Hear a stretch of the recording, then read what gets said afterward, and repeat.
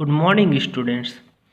आज मैं आप लोगों के लिए क्लास 12 के जीव विज्ञान अर्थात बायोलॉजी के असाइनमेंट 3 के क्वेश्चन का सॉल्यूशन लेके आए। ये मंथ नवंबर का असाइनमेंट है। इसी प्रकार दिसंबर में भी आएगा, जनवरी में भी आएगा और फरवरी में आएगा, जिसका सॉल्यूशन मैं आप लोगों के लिए लेके आया हूँ। उससे पहले यदि आप लोगों ने चैनल को सब्सक्राइब नहीं किया है तो प्लीज़ चैनल को सब्सक्राइब कर लीजिएगा। इससे आप लोगों को यह फ़ायदा होगा कि जब भी कोई लेटेस्ट वीडियो डाली जाएगी उसकी जानकारी आप लोगों को मिलेगी।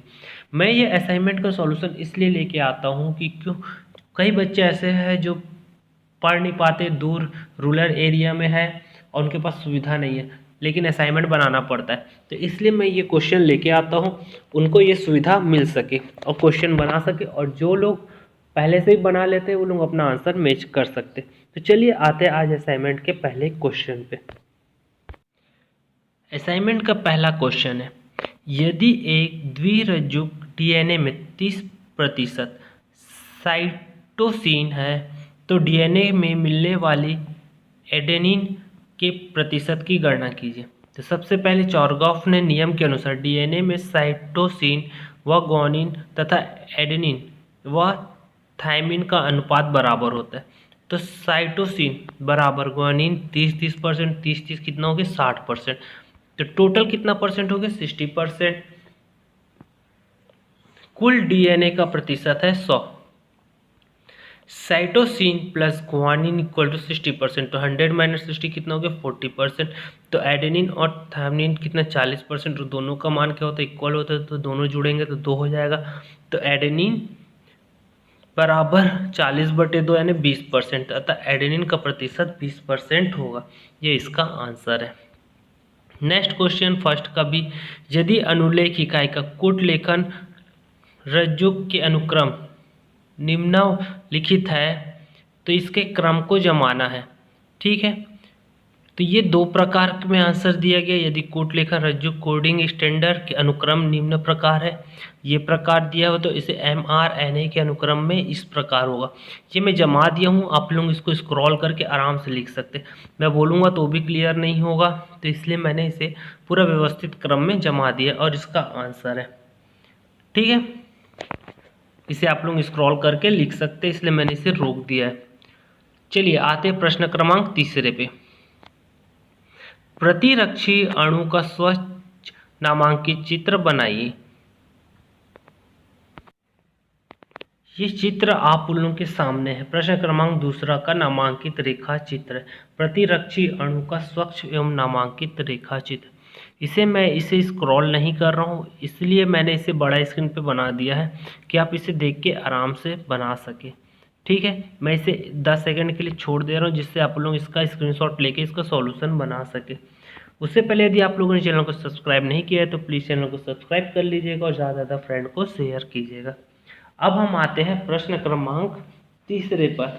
तीसरा प्रश्न क्या बोलता है? तीसरा प्रश्न यह बोल रहा है, आपके विचार से किशोरों को अल्कोहल या ड्रग के सेवन के लिए क्या प्रेरित करता है और इसके कैसे बचा जा सकता है?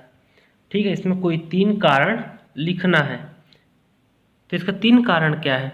पहला है व्यवसाय के प्रमुख कारण, उत्सुकता, संचार माध्यमों के विज्ञापन व्यक्ति को नशीले पदार्थ को जानने की उत्सुकता पैदा करता है, जिसके कारण सेवन करता है।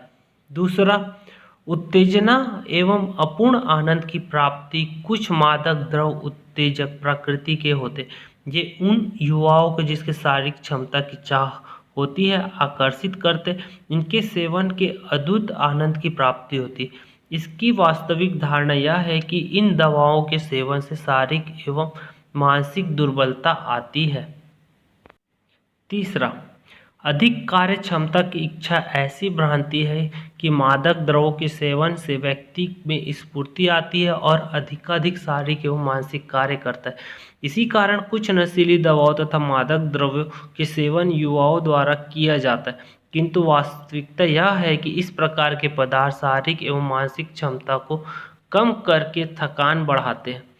इसी प्रकार चौथा भी है, कल्पना लोक की सैर, कुछ मादक द्रव्य वास्तविक दुनिया से व्यक्ति को पृथक कर देता है, जिसके इन्हें क्षणिक आनंद की प्राप्ति होती है। व्यक्ति को नई सौंदर्य भावना एवं आनंद का अनुभव होता है। इस क्षणिक सुख की प्राप्ति के लिए व्यक्ति नशीली दवाओं पदार्थों का सेवन करता है, जिसका देखा देखी परिवार के छोटे सदस्य भी नशीली पदार्थ का सेवन करने लगते हैं। और भी इसके बहुत सारे कारण हैं जो आप लोगों को मैं स्क्रॉल करके दिखा दे रहा हूँ। आपको 3 ही कारण लिखना है, प्रश्न में केवल 3 ही कारण पूछा हुआ और 3 ही अंक के प्रश्न हैं, लेकिन आप लोगों को जानकारी के लिए मैं कुछ और भी कारण बता दे रहा हूँ। जो स्क्रॉल कर रहा हूँ इसके अनुसार आप लोग इसमें से जो भी मैंने उसे छाट के लिख सकते हैं। ये प्रश्न के 3 के आंसर हो गए। अब हम आते हैं प्रश्न क्रमांक 4। प्रश्न क्रमांक 4 क्या बोल रहे हैं, निम्नलिखित रोगों का संचरण कैसे होता है। मलेरिया, स्केरिसिस, न्यूमोनिया, ये तीनों का हम लोगों का संचरण कैसे होता है उसके बारे में बताना है। चलिए आते हैं इसके आंसर। सबसे पहले मलेरिया। मलेरिया का आंसर, मलेरिया कैसे फैलता है, इस रोग का संचरण कैसे होता है। प्लाज्मोडियम नामक एक बहुत ही छोटा सा प्रोटोजोन मलेरिया के लिए उत्तरदायी है। प्लाज्मोडियम की विभिन्न जातियां विभिन्न प्रकार के मलेरिया के लिए उत्तरदायी थे। इनमें से प्लाज्मोडियम फैल्सीफेरम द्वारा होने वाले दुर्दम सबसे गंभीर है और यह घातक भी हो सकता है। मादा एनफिलीज मच्छर मानव में इस रोग का संचरण करती है। ये मलेरिया फैलाने के लिए मादा एनफिलीज मच्छर ही मानव शरीर में इसका प्रवेश कराती है। चलिए चौथे नंबर के सेकंड नंबर के आंसर पे आते हैं। चौथे का सेकंड नंबर का आंसर स्केरियोसिस, ये पूछा गया। उसको हम लोग स्केरिसता भी बोलते हैं। आंत्र परिजीवी स्केरिस से नामक रोग होता है। आंतरिक रक्त स्त्राव, पेशिया पीड़ा, ज्वर, आरक्तता और आंत्र का अवरोध इस रोग के लक्षण है। इस परजीवी के अंडे संक्रमित व्यक्ति के मल के साथ बाहर निकल आते और मिट्टी, जल, पौधे आदि को संदूषित कर देते। स्वस्थ व्यक्ति में यह संक्रमण संदूषित पानी, शाक सब्जियों, फलों आदि के सेवन से हो जाता है। ये हो गया चौथे का बी नंबर का। चौथे का सी है न्यूमोनिया। न्यूमोनिया कैसे फैलता है। स्ट्रेप्टोकोकस न्यूमोनिया और हीमोफिलियस इन्फ्लुएंजी जैसे जीवाणु मानव के न्यूमोनिया रोग के लिए उत्तरदायी है। इस रोग में फुसफुस के वायु कोश संक्रमित हो जाते हैं। संक्रमण के फलस्वरूप वायु कोष्ठकों में तरल भर जाता है, जिसके कारण सांस लेने में गंभीर समस्या पैदा हो जाती है। ज्वर, ठिठुरन, खांसी और सिर दर्द आदि न्यूमोनिया के लक्षण हैं। ये जीव विज्ञान के 4 प्रश्न हो गए। अब हम चलते हैं लास्ट क्वेश्चन की तरफ कि लास्ट क्वेश्चन क्या बोल रहा है और उसके आंसर देखते हैं। प्रश्न क्रमांक 5वां है, डीएनए आनुवांशिक पदार्थ है। इसे सिद्ध करने हेतु अपने प्रयोग के दौरान हर्ष व चेस ने डीएनए एवं प्रोटीन के बीच कैसे अंतर स्थापित किया। इसका चित्र भी है और वर्णन भी। ये मैं आप लोगों के लिए क्लियर करता हूँ। चलिए आते हैं आंसर पे। उत्तर,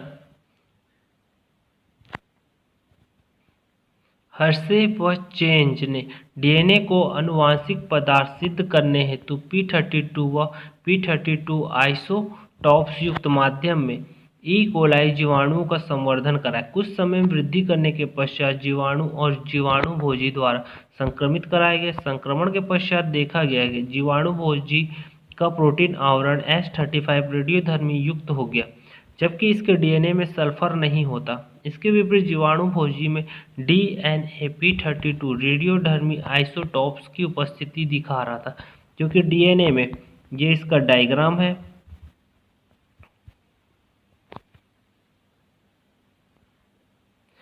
मैं इसे फिक्स कर देता हूं जिससे आप लोग इसका स्क्रीनशॉट लेके इसे कंप्लीट कर सके। ठीक है, नीट एंड क्लीन आप लोग इसका स्क्रीनशॉट ले सकते हैं और कंप्लीट कर सकते हैं इस आंसर को।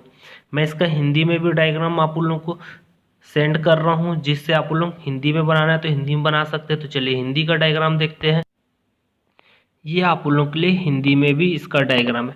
जो आप लोगों को इंग्लिश वर्ड था उसको मैंने हिंदी पे भी कन्वर्ट किया हुआ। ये आंसर है बुक से लिया हुआ। आप लोग इससे भी आंसर अपना कंप्लीट कर सकते हैं या बुक से भी इसका आंसर देख सकते हैं। ठीक है, इसे मैं स्क्रॉल नहीं कर रहा हूँ, आप लोग इसका स्क्रीनशॉट लेके इससे अपना आंसर कंप्लीट कर सकते हैं। आते हैं आगे थ्योरी में। और आगे है फॉस्फोरस होता है प्रोटीन आवरण में P32 उपस्थित था। P32 रेडियोधर्मी युक्त जीवाणुभोजी द्वारा ऐसे जीवाणु को संक्रमित कराया गया जिसमें रेडियोधर्मी तत्व नहीं थे। संक्रमण के पश्चात देखा गया कि समस्त जीवाणु रेडियोधर्मी हो गए। अधिकांश रेडियोधर्मी आइसोटॉप्स जीवाणुभोजी की अगली पीढ़ी में भी स्थानांतरित हो गए। रेडियोधर्मी तत्व रहित जीवाणु में H32 युक्त जीवाणुभोजी द्वारा संक्रमण कराने पर तथा जीवाणुभोजी पृथक कराने पर देखा गया कि जीवाणुओं में रेडियोधर्मी तत्व मौजूद थे, बल्कि ये जीवाणुभोजी के प्रोटीन आवरण में ही रह गए थे। उपयुक्त प्रयोगों से सिद्ध हुआ कि जीवाणुभोजी का डीएनए ही वह पदार्थ है जो नए जीवाणुभोजी उत्पन्न कराता है, वह संक्रमण में भाग लेते। यह सिद्ध हो गया कि डीएनए आनुवांशिक पदार्थ है, प्रोटीन नहीं। इसके अतिरिक्त डीएनए फास्फोरस युक्त होता है जबकि प्रोटीन में फास्फोरस नहीं होता। डीएनए सल्फर रहित होता है जबकि प्रोटीन सल्फर युक्त होता है। यहाँ से आप उसके अंतर के बारे में भी लिख सकते हैं, डीएनए व प्रोटीन के बीच कैसे अंतर स्थापित हो। यहाँ से आप उन लोग 3 पॉइंट अंतर लिख सकते हैं। यहाँ सिद्ध हुआ कि डीएनए आनुवांशिक पदार्थ है, वहाँ के बाद से 3 अंतर आप लोग लिख सकते हैं। आज मैंने आप लोगों को बायो का सॉल्यूशन दिया है क्लास 12 के असाइनमेंट का। यदि आप लोगों को आज की क्लासेस अच्छी लगी होगी तो प्लीज़ चैनल को सब्सक्राइब कीजिएगा, ज़्यादा से ज़्यादा फ्रेंड को शेयर कीजिएगा। मैं इसी प्रकार के असाइनमेंट और पढ़ाई से रिलेटेड क्वेश्चन या वीडियोस लाते रहता हूँ जिससे आप लोगों को बोर्ड के एग्ज़ाम के प्रिपरेशन के लिए आसानी होगा। तो मिलते हैं नेक्स्ट क्लास में। Okay, thank you, bye.